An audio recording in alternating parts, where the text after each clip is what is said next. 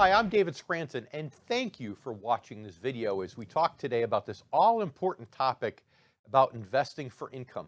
Is it a good time or is it a bad time to make that change in focus from a growth-minded investment strategy to an income-based strategy?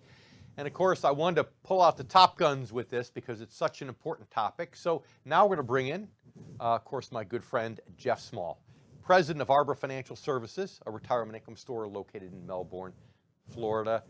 Jeff, investing for income, a conversation that's near and dear not just to my heart, but to your heart too, of course.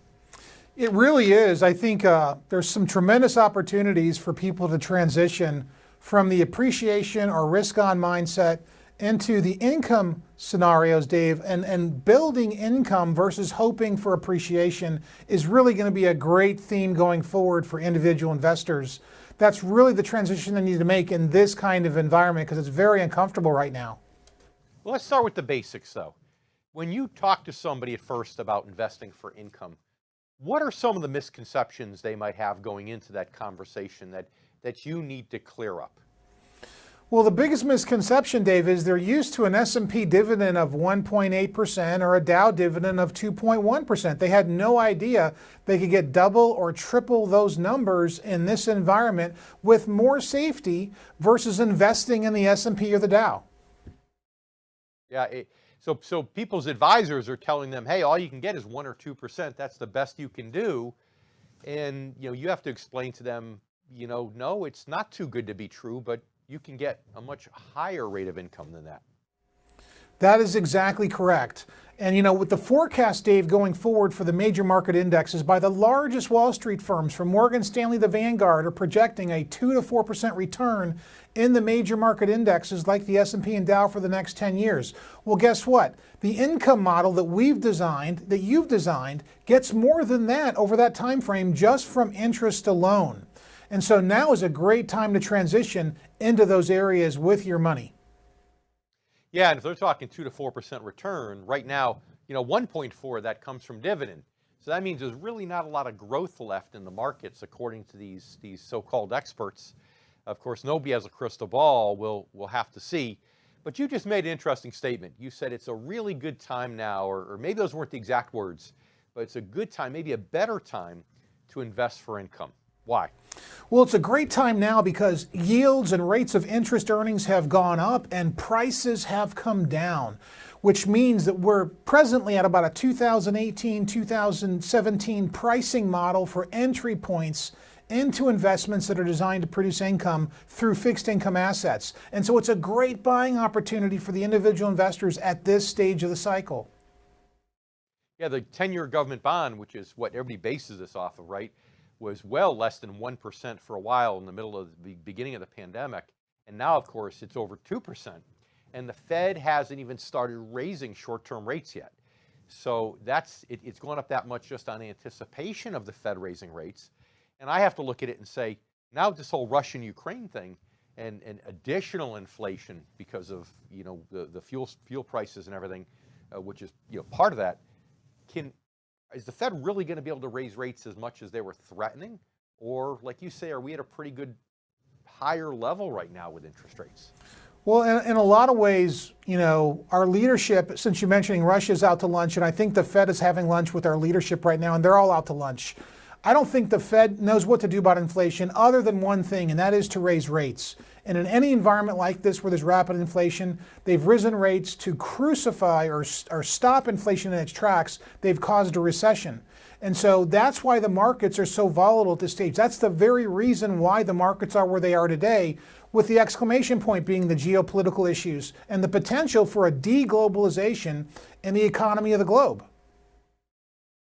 Yeah, and to make it really simple, like we said on a previous show, Warren Buffett said that when you raise interest rates, the value of all financial assets generally goes down, because I think people need to think of it as a fraction, where in the bottom of the fraction, the denominator, is where the interest rates are. So when you raise the denominator, the whole fraction becomes worth less. And that's true for bonds, that's true for stocks, that's true for rental property, that's true for, again, most financial assets, right? It's very true. And we see a lot of confusion in that area, Dave, is with folks that have bond mutual funds or a balanced fund with half bonds, half stocks. And they're seeing assets decay for no reason, especially in the bond side. So if you've got a bond mutual fund, you're better off owning the investments in the bond directly than you are buying the bond fund, because that portfolio manager is going to turn over those assets to buy higher rates as rates go up and pass that loss on to you as the investor. And so anybody that's got bond mutual funds needs to see an advisor and help them transition now. Yeah, bond funds are a real problem right now. But then again, so are stocks that don't pay a high dividend. I know you mentioned before the ability to get double or triple the income compared to the market. What a lot of people don't realize is even in a common stock strategy, like we utilize, you can have triple the dividend yield and still get competitive rates of growth, at least potentially, in the stock market itself. And right now, with interest rates having gone up recently, it's all those non-dividend or low dividend growth stocks that have taken the biggest hit, almost like bond mutual funds, whereas the higher dividend stocks have done better since the first of the year. And that's mathematical too. I mean, that could be expected, and that's exactly what's happening. Well, that speaks to the income story. You know, like the portfolios we design are very high performing dividend rates of greater than 4%. So the market doesn't have to have very much momentum going forward.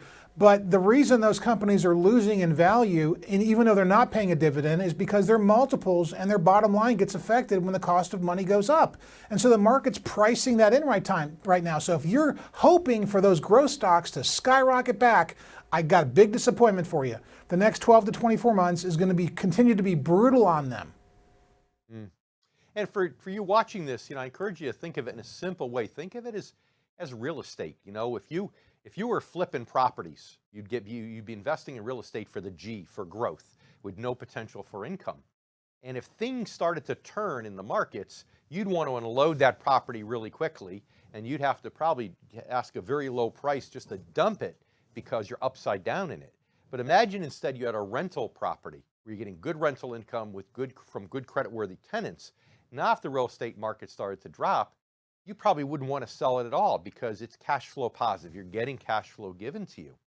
So yeah, maybe on paper that rental property's dropped in value, but it's dropped less than that property that you were flipping.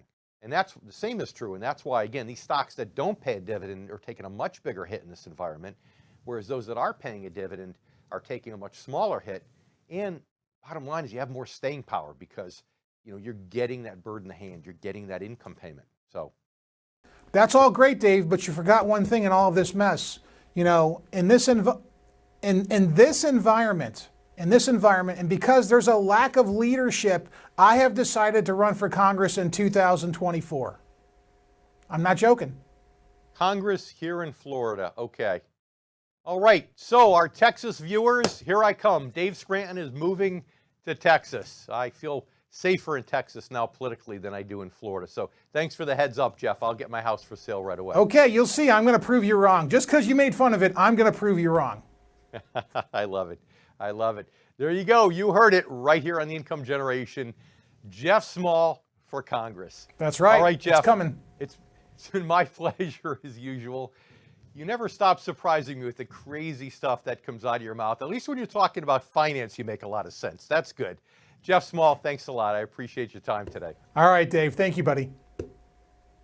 Thank you for watching today's video, The Income Formula, How and Why It Works. If you enjoyed this video, click the thumbs up button to give us a like, and make sure that you subscribe to our YouTube channel for new content each and every week.